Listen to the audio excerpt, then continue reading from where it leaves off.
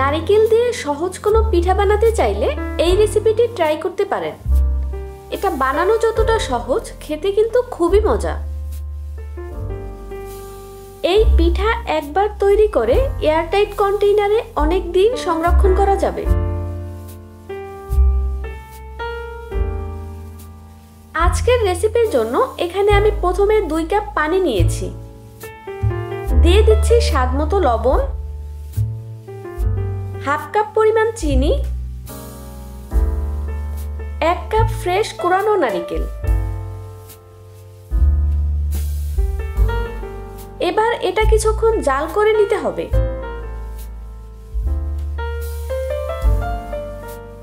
যখন পুরোপুরি বলক চলে আসবে তখন এর মধ্যে দিয়ে দিতে হবে 1.5 কাপ পরিমাণ ময়দা। চাইলে এখানে আটাও ব্যবহার করা যাবে।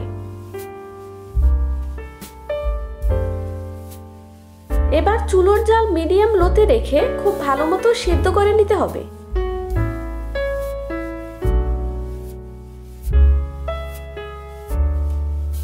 পানি পুরোপুরি শুকিয়ে যখন ঠিক এরকম হয়ে যাবে তখন চুলা থেকে নামিয়ে ঠান্ডা করে নিতে হবে। ঠান্ডা করে নেয়ার পরে আমি হাত দিয়ে খুব ভালো মতো মথে নিয়েছিলাম। আজকের পিঠাগুলো তৈরির জন্য প্রথমে হাতে কিছুটা তেল লাগিয়ে আমি চামচ দিয়ে কিছুটা ডো তুলে নিয়েছি। এরপর ঠিক এভাবে গোল করে নিয়েছি। তারপর হাত দিয়ে চেপে ঠিক এভাবে একটু চ্যাপ্টা করে নিতে হবে। এরপর একটি ছুরি দিয়ে আমি ঠিক উপরে এভাবে দাগ কেটে নিয়েছি।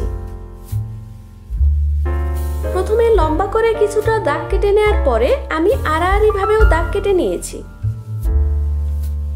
এভাবে এলোমেলো করে দাগ কেটে নিলে ভাজার পরে দেখতে খুবই সুন্দর লাগে। আমি হাত দিয়ে একদমই সহজ একটি ডিজাইন করে দেখিয়েছি। আপনারা আপনাদের পছন্দ মতো যে কোনো ডিজাইন করে নিতে পারেন। সবগুলো পিঠা তৈরি করে নেওয়ার পরে এবার ভাজার পালা।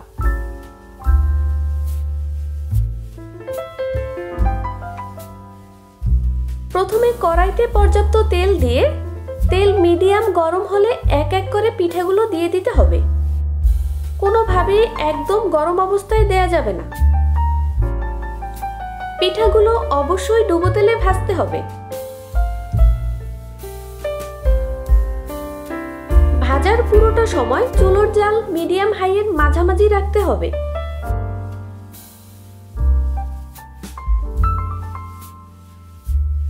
দুই মিনিট এভাবে ভেজে নেওয়ার পরে আমি সাইড চেঞ্জ করে দিয়েছিলাম।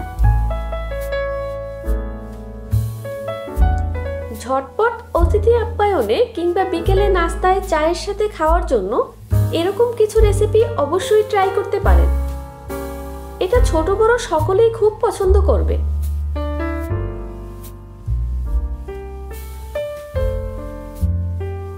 বারবার উল্টে পাল্টে নিয়ে যখন গোল্ডেন ব্রাউন কালার চলে আসবে তখন একটি স্টেইনারের সাহায্যে তুলে ফেলতে হবে।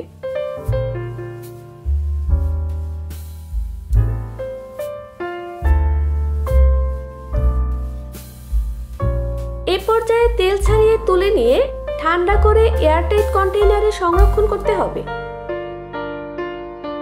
আশা করছি আজকের রেসিপি সকলের খুবই সহজ লেগেছে।